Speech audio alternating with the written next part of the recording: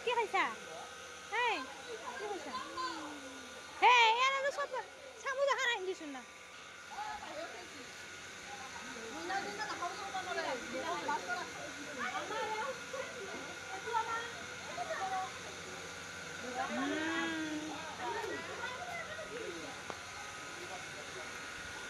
এয়া আছিলে ডাঙৰ পেহীৰ কাজ মানে পেহী ঢুকালে তো কাজত গৈছিলে এনেকৈ আইচক্ৰীম খাই আছে আৰু দুখৰ মাজতো অকণমান